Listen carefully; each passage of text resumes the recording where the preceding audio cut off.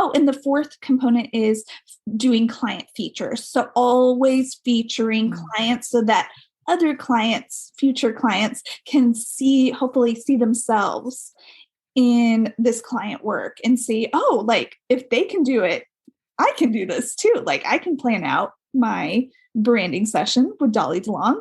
So I try to do a mix of those four. Hello and welcome to the Simple and Smart SEO Show, where we provide tips and advice to improve your website's search engine ranking. I'm Brittany Herzberg, SEO copywriter for holistic health and wellness pros who want to show up as the answer to a Googled question. And I'm Crystal Waddell, an e-commerce seller and content creator. I help business owners communicate the value of their products and services through content so you can make more sales and grow your business. We're business besties who love learning and sharing what we've learned. So what are we waiting for? Let's jump in. Welcome back to the Simple and Smart SEO Show. We are talking today with another one of my friends and someone whose podcast I was on, which will have links to everything down below. We're talking with Dolly DeLong, who is a branding photographer and systems and workflow educator for creatives. She helps us take all of the pieces and like smash them together and make sense of them. So hi, Crystal. And then hi, Dolly. Hi. Hello. All right. So it's like, Dolly. Hi, Crystal.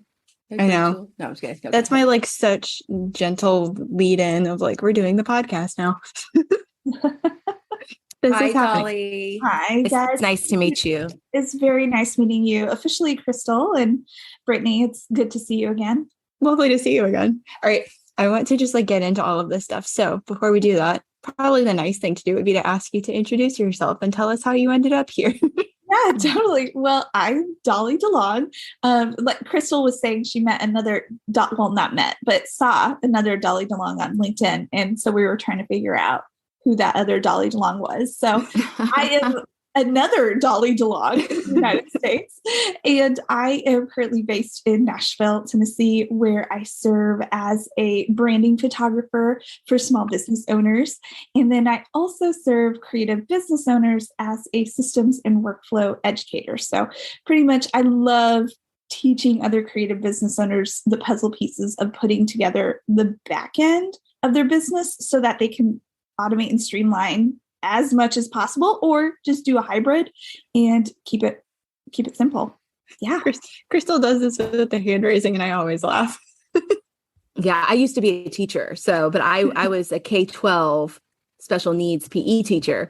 Yes. So we raise our hands or we used to anyway.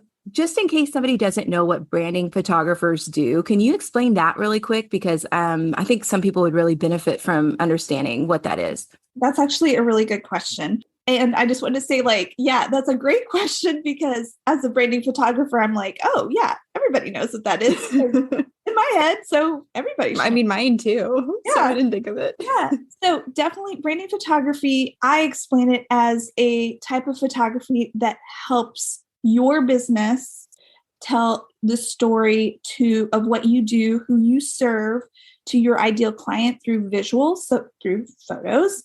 And it's so much more than a headshot session. Although I do take headshots at branding sessions, I try for all of my branding clients, I try to capture at least 3 to 4 different storylines of their business so that they can use those images to market themselves in strategic ways. Hopefully I love that. Makes sense. No, totally. And now I'm like, Crystal, we need to go back to Nashville together and like hang out with Dolly with a camera. That's exactly what I was thinking. I was like, oh my gosh, we should totally go back to Nashville and do this. That would be so Dolly, cool. You'll be seeing us. Come over to Nashville and see me. After baby and she's like settled into the life of being a mom of 2. Yes. Oh, do you guys know Leah? Oh man. Yes. Podcasting. Leah Bryant. She's coming to Nashville to do her brand session in April or March. Stop it. Oh my gosh. How cool. Road trip. What are you doing in April or March, B? Having my 32nd birthday and apparently going to Nashville. Mm-hmm. Happy birthday. Really? Oh my gosh. We're not even at the 6-month mark. Oh, that's exciting. I remember being 32. That's when I had my firstborn. Aww. Okay, I'm going to reel us back into the podcast because I'm so Where curious are we? about, this is a question I like to ask. So how do you define SEO, or what do you think of when you think of SEO? Okay, well, I think of just how my ideal clients are wanting to get an answer. So, like, for example, branding photography. So, I know since I'm based in Nashville, I know a lot of my clients are searching Nashville branding photographer or even Nashville headshot photographer without knowing that they need like an actual branding session. So, I try to put myself in my ideal client's shoes in how they're typing things out in Google. I love it. That's just like the perfect answer. That might be one of the top answers. You are so sweet. Thank you. I mean it though. I truly mean it. It's not just me flattering you. So I know today we wanted to talk about Crystal strategies has a question. and workflow. I know. I'm never sure if I should answer like to finish the sentence or be like, yes, Crystal. No. You should finish the sentence. Go ahead. Finish the sentence. I'll ask in a minute. Oh, just that we're going to be talking about creating an SEO like system and strategy of like how we actually incorporate it in our business owner lives. And, you know, I'm excited to dive into all of that. But before we do, Crystal. Well, I mean, I asked what a branding photographer was. So I was kind of wondering like what a workflow strategist was. Is that right? Workflow strategist? Yeah, you can call me that. It's great. Okay. So call me all of the keywords. All the keywords. So basically, I think of a workflow strategist for creatives in the light of I help other creative-minded business owners like put together their own SOPs or basic system operating procedures for the majority of their services for their business. Like, a lot of people don't realize this, but we are, especially if we're solopreneurs or if we're a team of 1 or 2 or 3 people, like we're running the show on our own, we're wearing like at least 15 to 20 hats. And so I like breaking down each hat into an SOP, and I call that a workflow. And that way it's manageable, bite-sized, and not overwhelming. And then that way, when they have all of their, including myself, like I try to do this for myself every quarter or once a year, and I assess all my SOPs within my business, all my workflows, then I can see, oh, what can I hand off to a potential VA? Because I really want to get it down really well so I can teach a future hire really well so that there's a good workflow. Or just good flow in the business. That is brilliant. And I will never not think of it as breaking down each of the hats. Yeah. I just made that up on the fly. It's so perfect though. Like it's like the perfect visual. As a copywriter, I'm like, what visuals can we create with words? Like you're capturing it in a photo and an image. And I'm like, how can I say this? Yeah, I love it. And I'm over here thinking about merch. Like what I can put on a hat. This is one of my 20 business hats or something, you know what I mean? Yeah. Yes, please. Oh, that's great. Oh my goodness. Okay. So where should we even begin with this? I say you go. I'm done. I'm stepping You're back done. from the mic. I mean, for a minute. What people don't know is that we just recorded another podcast and Crystal had so many other questions and I was trying to like duke it out with her to like get a question in. So now that's why she's like, it's your turn now. Okay. So look, I mean, where do you even start with creating a strategy around SEO? You know that you want to like kind of get in the shoes of your ideal client. Yes. You know where you want to show up. So like, what do you do with that information? Yeah. So I would start definitely if any type of business owner is listening in and they're thinking, okay, yeah, Dolly, where do I even begin? Because it is a massive, it's massive to look at and to even begin and overwhelming to begin. So the first place I would begin, obviously defining like who you serve and knowing exactly who you serve and what you do. It's a good place to begin. But then where do you show up and communicate what you do and who you serve? And when I say that, I'm talking about your pillar content or your main sources of information that talks about, yes, Crystal. Well, I think that I was also in education, so I'm like, oh, yes. Yes. You want me to explain more? Well, okay. So this is a term that not everybody may understand. Yes. So what is pillar content? What does that mean? So I've heard it defined as your hero content, your main source of information that you can, man, it is like so a part of me, ingrained in me, that I have to like peel it back even more. And I'm like, how do I describe it to somebody who's brand new to pillar content? So I'm breaking it down as a branding photographer. As a branding photographer, I know my pillar content is how I show up.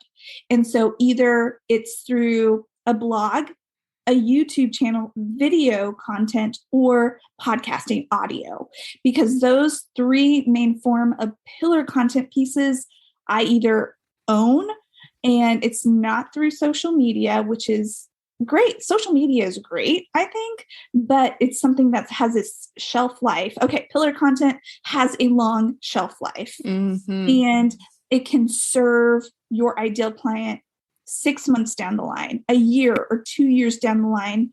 And so I am trying to start focusing in on where can you present your content in places that will serve your future clients. And then your future self will thank you, because those clients are finding you based off of where you're, I guess, presenting yourself. So either in video form, blog form, or podcasting audio. And a really easy way to start in pillar content is through blogging, I believe.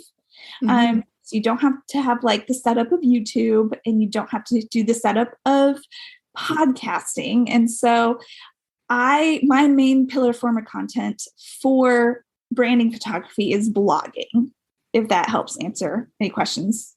Yes.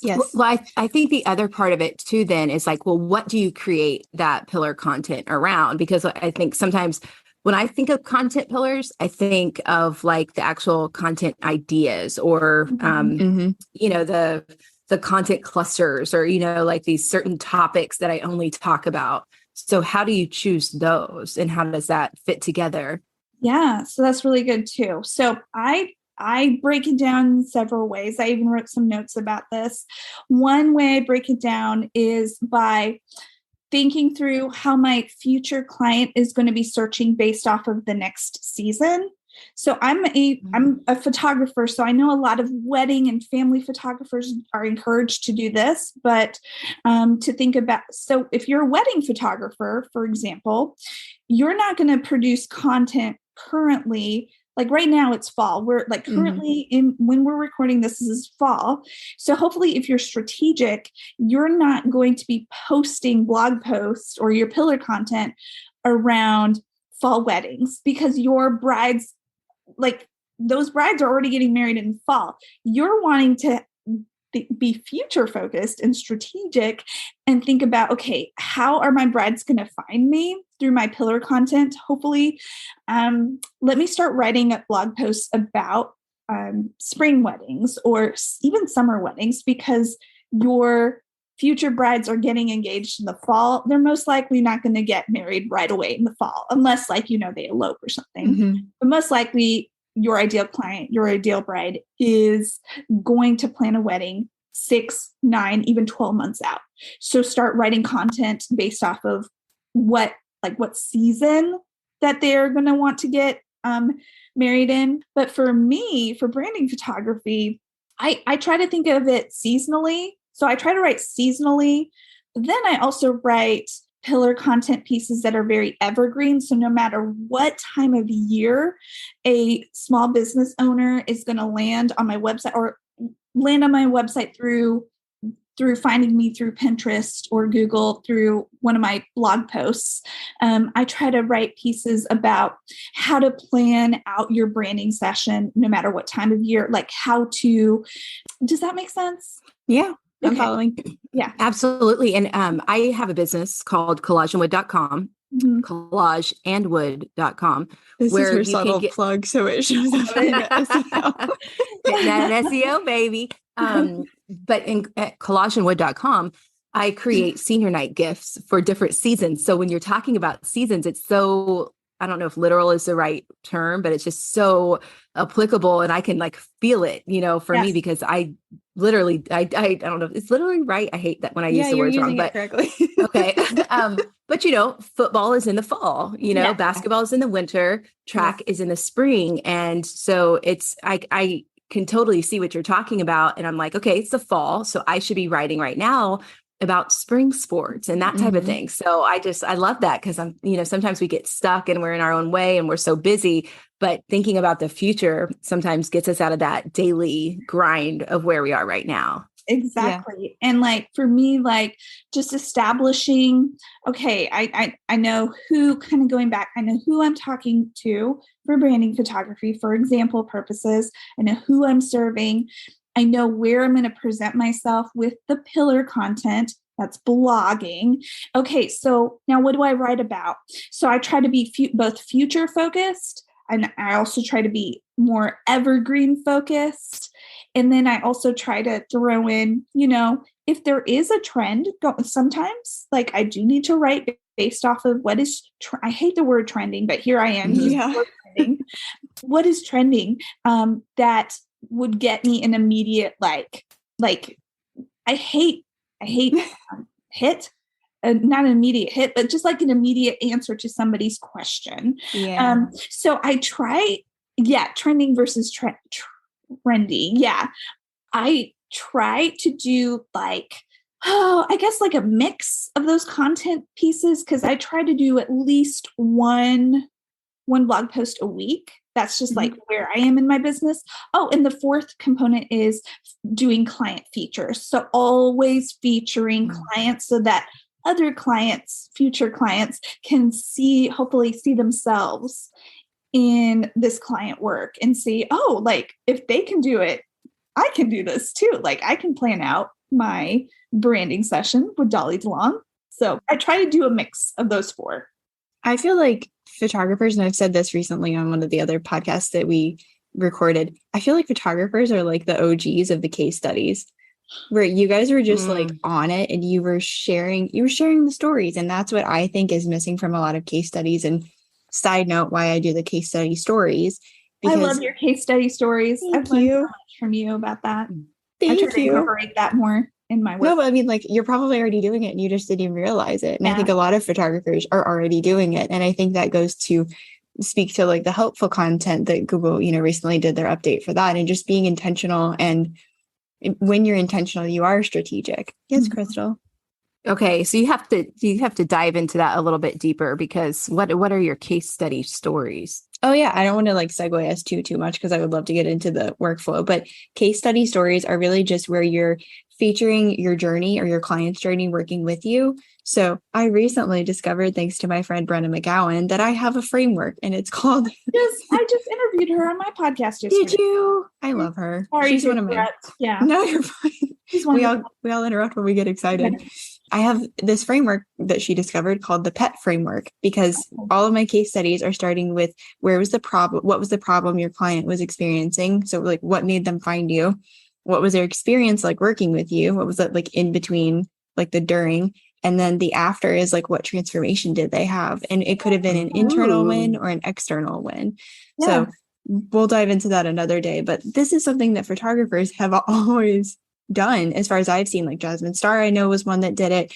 Some friends of mine that Blessed Photography, they had a blog. Like I've always seen photographers with blogs showcasing the client story, sharing like where they started, what it was like working with them, like the wedding day or whatever it is. And then the results, the pictures. Yeah. So, bravo to all the photographers. Yeah. Yeah. And it's also pretty easy for photographers to showcase their work because of the visuals. Like we already have that content of the library of content built out. And so why not showcase it? I think of it in strategic ways, again, like thinking of, again, I know people use content buckets all the time, and like baskets, whatever you want to call it. Hats, I don't know. I'm just like, okay, how can I think of this strategically in terms of, okay, bringing people in at the top of the funnel, organically on Google or Pinterest or LinkedIn or Facebook, wherever, and then showcasing like these different like client experiences, client experiences, and then showcasing my current clients, creating evergreen content for how to plan ahead for a branding session. And then the fourth example was like seasonal as well, or like trending pieces as well. So I know if you're listening in and this is brand new to you and you're like thinking about creating pillar content once a week is stressful, then I would say start off with once a month. Mm-hmm. Once a month is so easy and so doable. And once you get the hang of that, then add another one and then add another one on top of that. And then that's when the workflow comes in of creating an SOP for yourself of like, okay, on Mondays, this is when I will write my blog or create my YouTube video or do my podcast or whatever. If you want to batch it at the top of the month or you want to save it for once a week, like set aside one day a week or one day a month to focus on your pillar content. Yes. Okay, cool. So I love this so much. So we've set the foundation. We've like ideated about content. We're kind of like pulling from those different buckets or hats or whatever we're going to call it. We know where we want it to show up. So let's work through like a blog post example of you creating a blog post and how do you create it with SEO in mind? Like what does that SOP look like for you? Yeah. So for me as a photographer, I'm working a lot in Lightroom, and I know on the back end in Lightroom, they give you an option to do meta tags and descriptions on the back end of the photo. So think of it as the first step before alt text. So whenever I create, like I've finished editing all my photos. So in Lightroom, there is an option to put a meta tag, a meta description. That's the best way I can describe it. And I put a lot of keywords in it. I don't individually describe the images. I just describe the gallery, like who it's for, who it's serving, where it was, my business, like all that stuff, all those keywords. And then once it's been applied to the photos, then I actually import it or export it from Lightroom to my desktop. And then for my desktop, I want to make it very web optimized for my website, because I know another thing that Google does not like or a visitor in general doesn't like is when they go to your website and the images are taking more than like 5, 6, 7 seconds to load. People are gone. People are like, I don't have time for this. Mm-hmm. I want to see an image. I want to start researching images for my future branding shoot. And so I optimize all my images in a profile program called BlogStomp. And so it's been I've been using it since 2012 and I love it. It's great. And then after that, I optimize it for the web, and then I alt text all the images on the back end. Mm-hmm. And I use WordPress because I use my website platform of choice is Showit. Mm-hmm. And then they use WordPress in conjunction for the blogging side. So I use WordPress, and then I also have a plugin called Yoast, which is really good for SEO. And so I make sure to, like, my workflow is, okay, did I blog stomp the images? Are they optimized? Okay, I'm going to upload them into this blog.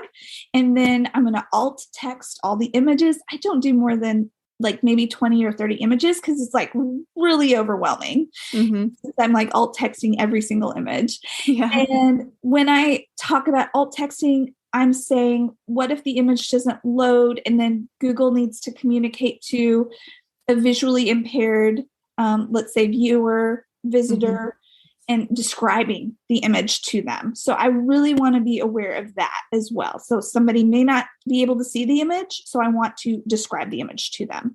Mm-hmm.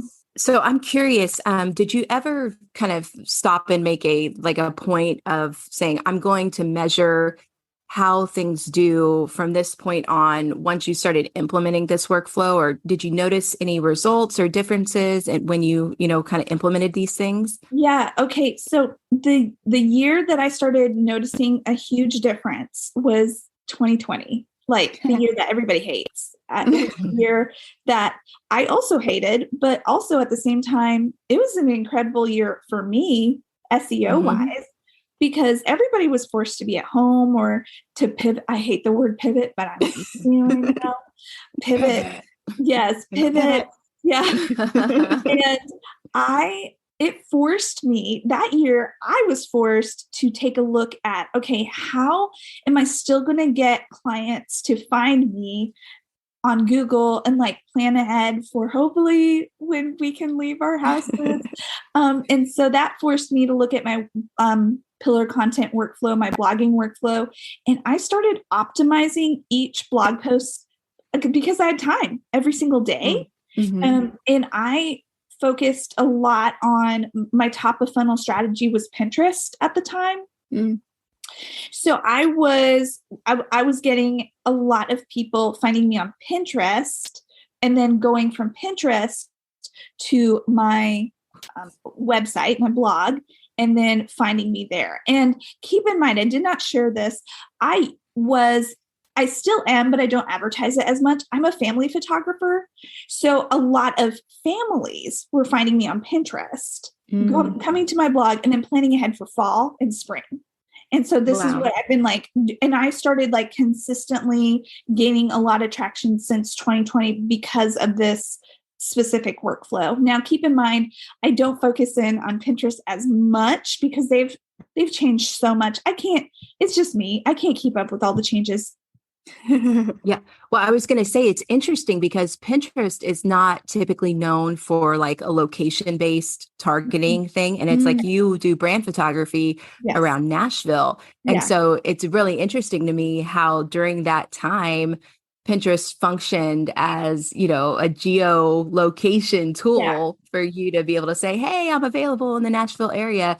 And people found you. So, I mean, you're one of the first people I've ever met that said that, like I am an e-commerce seller. So Pinterest has evolved into a beautiful place for e-commerce, but everybody else who is really more, along the blogging side of things or whatever, it's a difficult place. It's a difficult platform now. But that is just so interesting because that doesn't happen a lot. So congratulations. Thank you so much. It's definitely been for Pinterest is definitely a long-term game with me. I'm like, okay, I'm not going to count on a lot of my clients coming in from Pinterest, but I will have to say I did experience a win 2 weekends ago.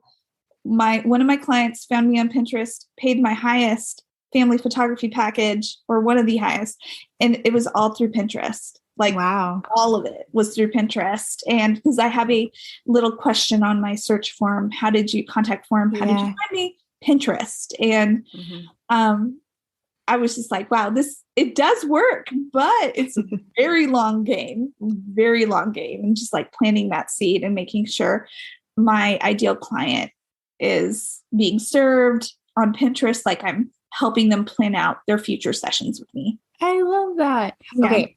I don't think we got to the end of that workflow. So, sorry. Okay. No, it's okay. So I think we left off with like WordPress and you were telling us that you used the Yoast plugin. Yes, I use the Yoast plugin and basically I just do whatever the Yoast plugin tells me to do.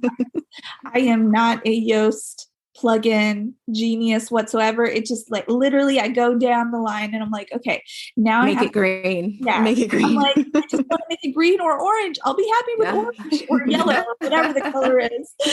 Just don't give me red. And so I make sure to have correct headers like H1, H2, H3. Another thing that I like to do that I know it's not really like, this is not very SEO driven, but as a part of my workflow, I try to have like a call to action that is purposeful in growing my email list. So if for each of my blog posts, I always have some sort of call to action to grow my email list. Like for branding photography, I have this very popular branding photography planning guide that people like. It seems like every day somebody is downloading that. Somebody is signing up for that. And so I'm like, okay, this is working. And then it funnels them into my nurture sequence. So I have like for me, my strategy is twofold with this blog post. One, it's presenting the information to help answer a question for my ideal client. Two, it's also growing my email list so that I'm staying top of mind in some way, shape, or form, and they're planning out. Like hopefully they're thinking about me in branding photography terms. So that's also part of my workflow for my blog is I want it to be strategic for me too. I want to serve my client, but I also want to grow my email list. Well, and I think that goes to show, sorry to interrupt you, but I think that goes to show that SEO can help you with different goals. I mean, SEO can certainly help grow your email list because every blog or every piece of content, at least in my mind and what I share with my clients, does have some kind of focus to it. So you're, hitting the ball out of the park with that. Well, thank you so much. And again, like this has been just like trial and error and learning from other people who've done this before me. So it's been great so far. And then of course, like optimizing my H1, H2, H3 header. And then let me see what else. Do you do the URL as well? Yes. Doing the URL, like pretty much going down the checklist of what Yoast SEO that plugin tells me to optimize. So I had a question real quick because I don't think we've talked specifically about like H1, H2, right, and H3. So can you tell us, how you utilize that? Yeah. Okay. So I'm not like, I'm like, how do I describe this to someone? Okay. So I know that I've learned that H1 is like the title of the page. So there only needs to be one H1, like what is the theme of the page? And H2, I think of it as the chapters of the page. And then H3 are like the subheadings of those specific chapters. That's perfect. So hopefully that helps. Oh, thank you. Good job, Dolly. I'm like, I think this is how I would describe it. But, and again, don't, like I used to go crazy with H1s because I had no idea. Like, Me too. It's important. So I need to put it everywhere. But no, like you just need one H1 title per page of your website. And that's how I look at it for a blog post as well. Yeah. You know what I think is interesting about it? Sorry, Brittany. Like on Google Docs. For years, I've used Microsoft Word and Google Docs and all those types of things. And Brittany's laughing because I'm terrible at Google Docs and Google Drive. But you say you're terrible. You call yourself terrible. But my point is, like, even in Microsoft Word, which I grew up with, there was always H1 and H2 and H3 and paragraph, all these different options. And I'm like, why did they have this? Like I never understood what that was all about. And so when I started learning more about SEO, I'm like, oh gosh, like we could have been doing this for years, but it was just funny. It was like this revelation. Yeah. It's like a really cool light bulb moment that happens when you like start getting it. And I feel like I experience this like still to this day about SEO. I love that feeling of, wow, this is what it means. Like, which is bringing me to my next point of my workflow for my pillar content, my blog post for branding photography. So like I go through my workflow with my blog post through WordPress, I post it, and then it just doesn't stop there.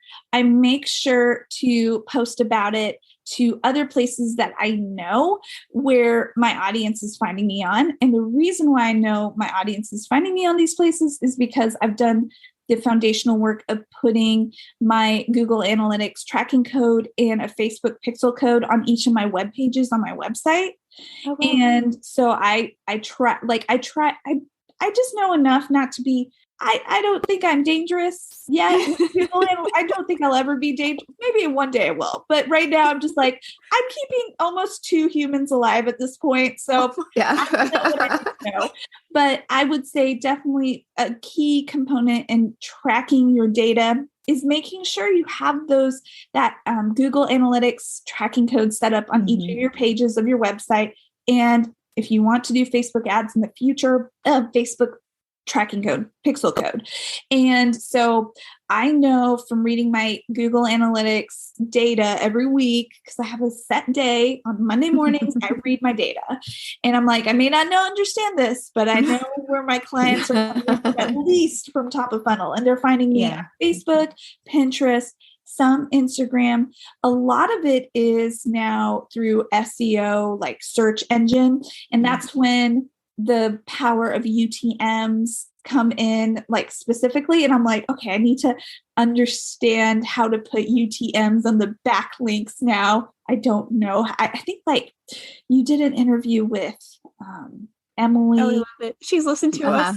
I listen to you guys. Like I really do. And so I'm like, oh man, I need to like really dig into that, because it would be nice to know where people are clicking over on Google, like to come in, because a large percentage of my audience is finding me through SEO. And I'm like, okay, but where specifically? This is where I am right now in my SEO journey. Like, I love it. Like digging into that.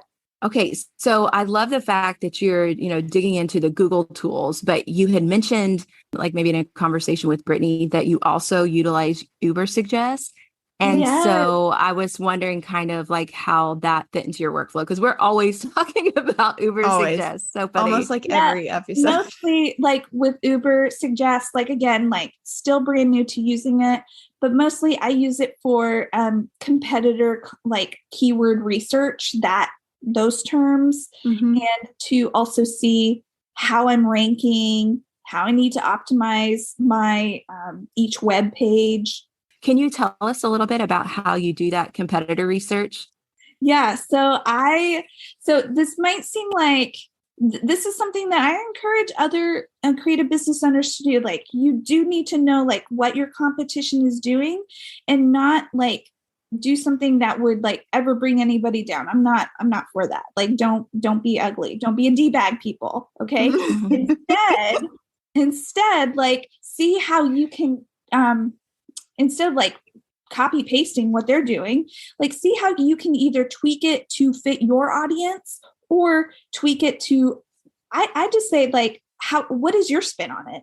Right. And I said this in the last hour in our last episode. Yes. Yeah. What is your spin on it? Because everybody like this, I think it's great. It's good to have competition because it pushes me forward, but it's not the only time it gets like really damaging or draining is like when you allow, like, I don't know, when you put them down or when you don't do anything about it. You're like, well, they're already doing it. So I'm not. Yeah.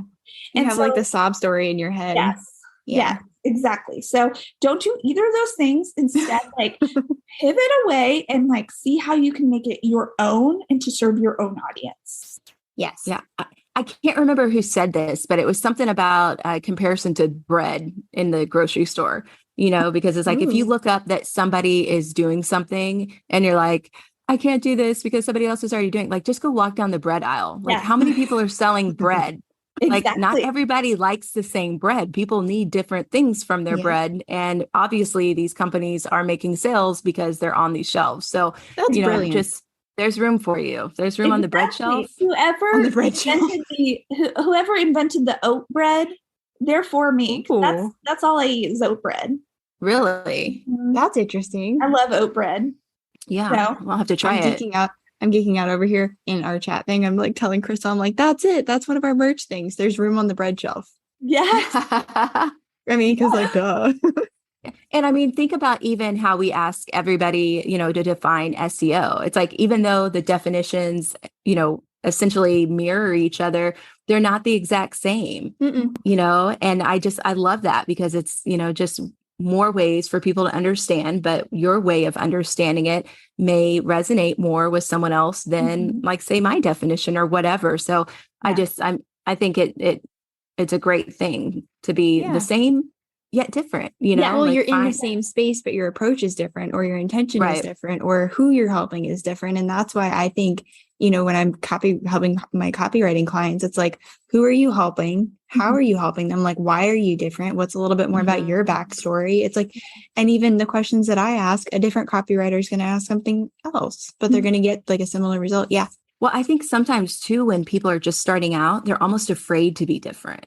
Yes, because it's like, oh, I see what's working, so I'm just going to do that. Right. And but that's how you get so many of the same thing. And then it takes all of us years and we're like, oh, I should have been being myself this whole time. Oops. Yeah, exactly. And to Dolly's point earlier, it's like if you're future minded and you start thinking about like what your customers are asking for, what they might need in the future, that in and of itself is a differentiator, because so many people are stuck in the moment right now, worried about what other people are doing or, trying to keep up versus really just leaning into that thing that makes us different. So, just a great point here. I mean, this is something to highlight. If you're a new business, don't be afraid of that thing that makes you different, just be you. So and if you don't know what makes you different, then ask your current clients, like do lots of customer voice hacking and like ask. And I didn't realize this about myself. I just thought, oh, this is normal. But something that like my customers and clients have said to me for years, because I've been doing photography since 2008, and is like, we choose you because you're not only like funny is not the right, joyful, like very joyful. I'm not saying like, I don't want somebody to listen and hear and say like, wow, like she's saying she's happy all the, no, I'm human. I'm a roller coaster of emotions, but I attract a certain type of client. And part of that is my joy filled, like, I don't know, presence or whatever. I got it from your podcast too. I can totally, I was like, I love this. Just makes me happy, I'm going to do something really depressing in the next episode. No, I'm just kidding. Lean into you. Remember, keep being you. I'm just kidding. I'm going to get emo Dolly to come on. And so let's see what but because I started taking those steps to voice hack or just ask my customers like, hey, why do you want to work with me?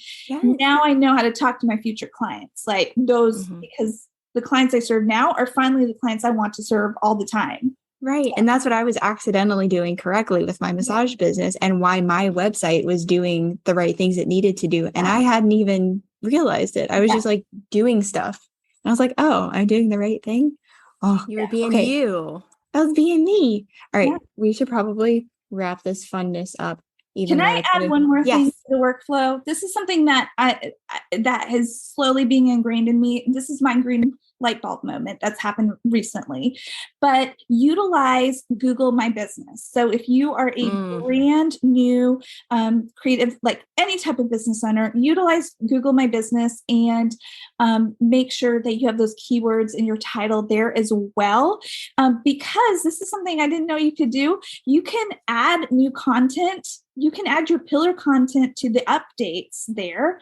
There's like this blue verified check mark that you just like add your, like, I've been adding my new branding blogging post to that weekly. And that gives my customers another way to find me through Google. Cause like Google wants to like reward you if you're using their tools. Yeah. So that's something that I strongly encourage, like implementing that in your workflow too on the back end. Once you post that blog or that podcast or that YouTube, then go to Google My Business and update your new content. Yeah, just repurpose it. Yeah. Last thing, I know you're going to close this out, but I just want to say Google My Business kind of has wrapped itself up in Google Maps. Yeah.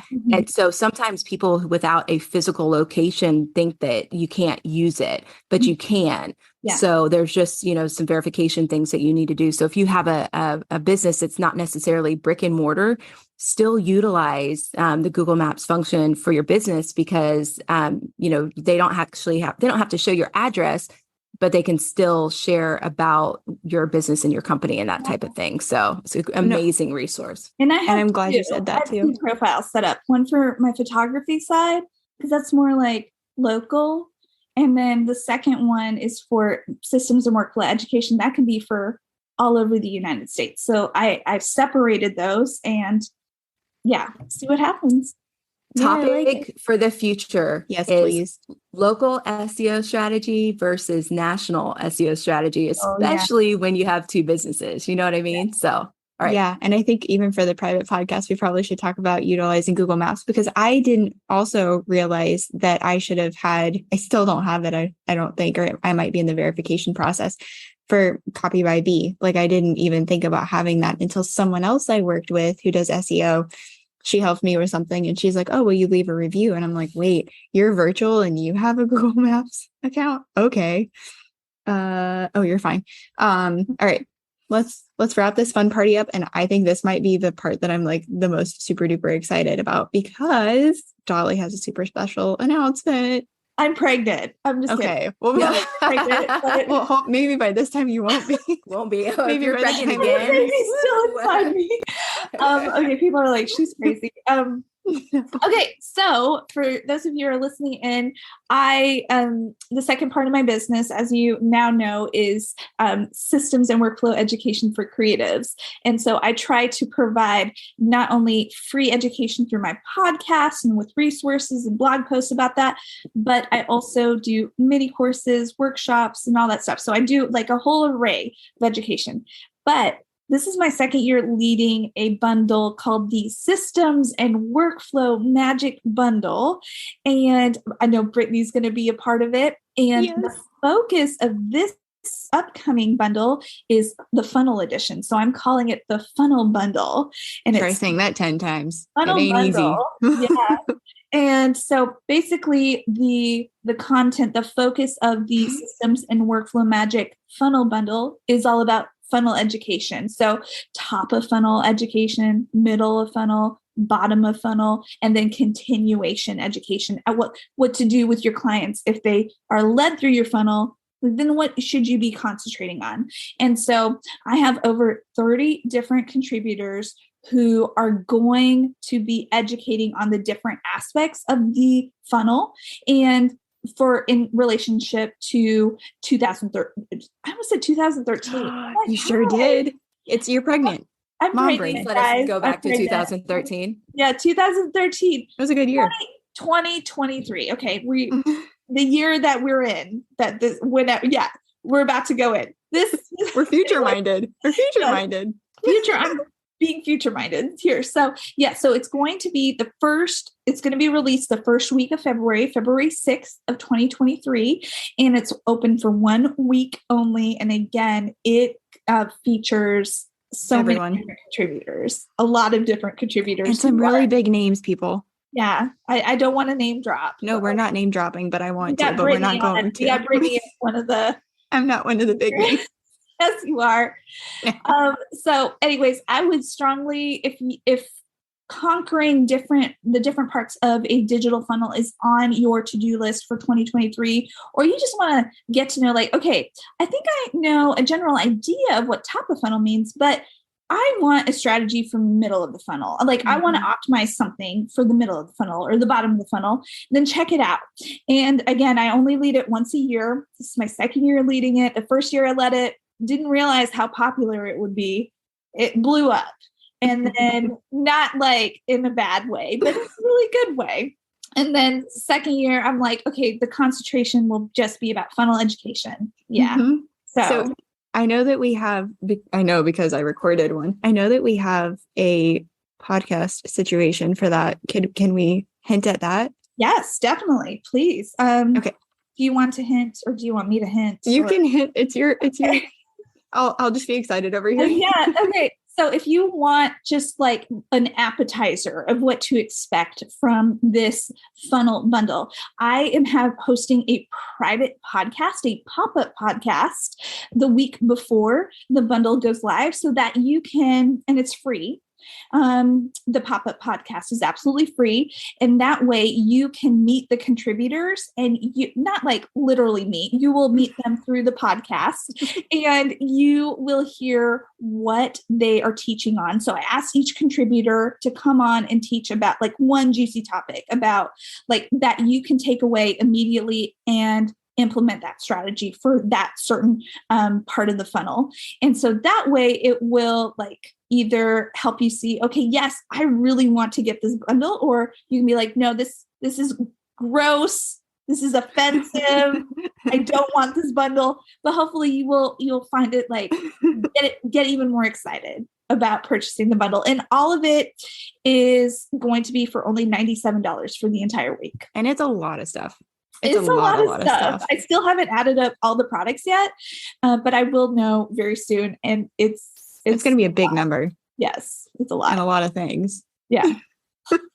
I'm even excited. I'm like, ooh, I'm definitely taking advantage of learning from this person. And yeah. Actually, I have a HoneyBook, what is it? Like a workflow setup being done with Dolly at Orth tomorrow. And she is a contributor. She's one of the contributors. Oh, I name dropped. Oops. Go check out Dahlia. She's wonderful. She is. You are too. Oh, thank you so much for coming on and sharing all the stuff. And hopefully people will at least go check out the private podcast, and we'll have that linked in the show notes. Yeah, I will send all the links to you, and that way you guys can do whatever you want to with those links. Share them with the world, or at least with our podcast people. Yeah. Cool. Well, it was so nice to meet you, Dolly. And we want to say thank you to you who are listening right now. We're so glad that you're here. Don't forget to leave us a note. If you have any follow-up questions and you want to chat with us, you can drop a text or a voice note in the show notes. There's a link to gallus.fm. Is that right? I keep saying that. You did a good job. Thank you. So yeah, we'd love to chat with you, hear your thoughts, hear your questions, and definitely rate and review the show. Share it with a friend. If this was helpful to you, share it with a friend. Let them get a hold of this awesome collaboration too that Dolly's put together. And we will see you next time. So bye for now. Bye. Thanks for joining us today. If you like this info, subscribe before you go, so you never miss out on something related to SEO. See you next time.